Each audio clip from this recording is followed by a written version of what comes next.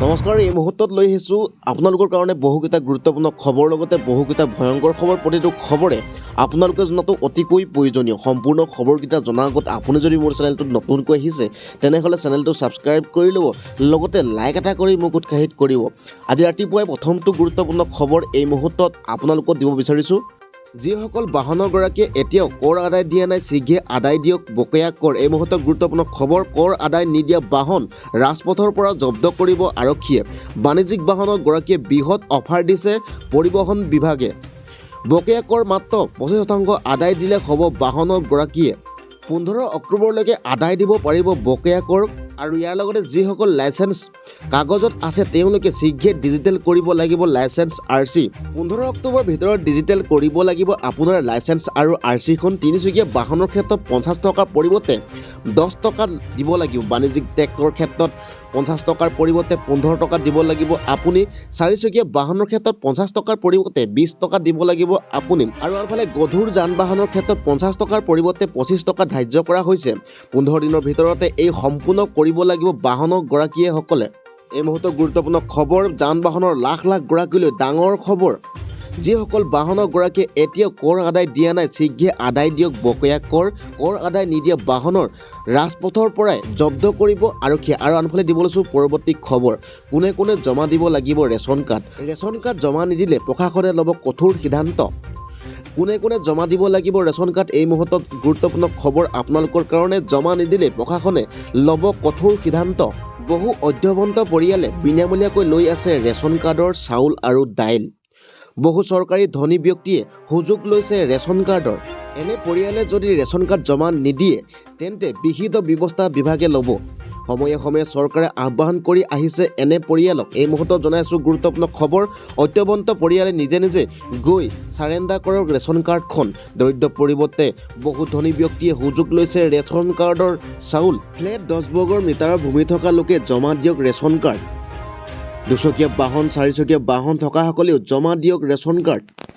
Tractor থকাসকলেও জমা দিয়ক ration card. আৰু আনফালে চহৰ অঞ্চলৰ বছৰি 3 লাখ টকা উপাৰ্জন কৰা লোকেও জমা দিব লাগিব ৰেচন কাৰ্ড। গাঁৱৰ যিসকল পৰিয়ালে বছৰি 2 লাখ টকা উপাৰ্জন কৰে সেইসকলেও চাৰেণ্ডাৰ কৰিব লাগিব ৰেচন কাৰ্ড। যদিহে চাৰেণ্ডাৰ নকৰে তেন্তে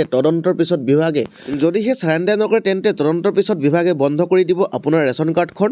জমা নিদিলে প্ৰশাসনে ল'ব কঠোৰ সিদ্ধান্ত। আৰু আনফালে দিব লৈছোঁ পৰৱৰ্তী খবৰ, ঋণত পোত গৈছে চৰকাৰ। মন্ত্ৰীৰ আৱাস নিৰ্মাণৰ নামত খৰচ কৰিলে কোটি কোটি টকা চৰকাৰে। এই মুহূৰ্তত গুৰুত্বপূৰ্ণ খবৰ, মন্ত্ৰীৰ আৱাস নিৰ্মাণৰ নামত খৰচ কৰিলে কোটি কোটি টকা। মন্ত্ৰীৰ আৱাস মেৰামতিৰ নামত চৰকাৰে উৰুৱালে 35.88 কোটি টকা। একোটা আৱাস মেৰামতিত ব্যয় কৰা হৈছে 1.5 কোটিকৈ টকা। প্ৰথম অৱস্থাত মৌখিকভাৱে ঠিকাদাৰক দিছিল কামৰ আবণ্টন। সমগ্ৰ প্ৰক্ৰিয়াটো বিধিগত কৰি তুলিবলৈ পিছত লোক নিৰ্মাণত জাৰি কৰিলে নিবিদা। মন্ত্ৰীৰ আৱাস মেৰামতিৰ নামত ব্যয় কৰিলে 35,88,99,835 টকা। জানিবলৈ পোৱা মতে মন্ত্ৰীৰ আৱাস গৃহসমূহ পূৰ্বৰ কংগ্ৰেছ চৰকাৰৰ শাসনৰ শেষৰ ফালে নিৰ্মাণ কৰা হৈছিল। সোণোৱাল চৰকাৰৰ দিনতো বেছি সংখ্যকেই কৰা হৈছিল মেৰামতি। ইয়াৰ পিছত হয়তো কমিছনৰ অংকত মন্ত্ৰী পুনৰ আৱাস মেৰামতি কৰা হৈছে বুলি অভিযোগ উঠিছে। মন্ত্ৰী আৱাস নিৰ্মাণৰ নামত খৰচ কৰিলে কোটি কোটি টকা। এই মুহূৰ্তত গুৰুত্বপূৰ্ণ খবৰ, মন্ত্ৰী আৱাস মেৰামতিৰ নামত চৰকাৰে উৰুৱালে 35.88 কোটি টকা। আৰু আনফালে দিব লৈছোঁ পৰৱৰ্তী খবৰ, আজি ৰাতিপুৱাই কংগ্ৰেছৰ সভাত উত্তপ্ত পৰিস্থিতি। সাংসদ গৌৰৱ গগৈ আৰু স্বনিবাস BVৰ সন্মুখতে কংগ্ৰেছ কৰ্মীৰ মাজত মাৰপিট। কোনেও কাৰো কথা নুশুনে। কংগ্ৰেছৰ যোগদান সভাতে প্ৰচণ্ড মাৰপিট আৰু হতাহতিৰ ঘটনা। এই মুহূৰ্তত ভয়ংকৰ খবৰ, বিধায়ক কমলাক্ষ দে পৰাস্ত আৰু জিলা কংগ্ৰেছৰ সভাপতিৰ মাজত হতাহতি। উত্তপ্ত হৈ পৰি শিলচৰ জিলা কংগ্ৰেছৰ কাৰ্যালয়। আৰু আনফালে দিব লৈছোঁ পৰৱৰ্তী খবৰ, আজি ৰাতিপুৱাই চৰকাৰৰ বাল্য বিবাহ বিৰোধী অভিযানক ভুল আখ্যা দিলে আজমলে। আজমলৰ মন্তব্য, এদিনত বাল্য বিবাহ বন্ধ হ'ব নোৱাৰে। বাল্য বিবাহ কৰোৱা লোকসকলক শিক্ষা দীক্ষা দিয়াৰ প্ৰয়োজন আছে বুলি মন্তব্য কৰিলে আজমলে। শিক্ষা দীক্ষা নাথাকিলে বাল্য বিবাহ কৰে একাংশ লোকে। হিমন্ত বিশ্ব শৰ্মাই চমক দেখুৱাবৰ বাবে বাল্য বিবাহ বিৰোধী অভিযান চলাইছে। আৰু ইয়াৰ লগতে মন্তব্য কৰে যে মিয়াই 100 বছৰলৈ বিজেপিক ভোট নিদিয়ে। চৰকাৰৰ বাল্য বিবাহ বিৰোধী অভিযানক ভুল আখ্যা দিলে আজমলে।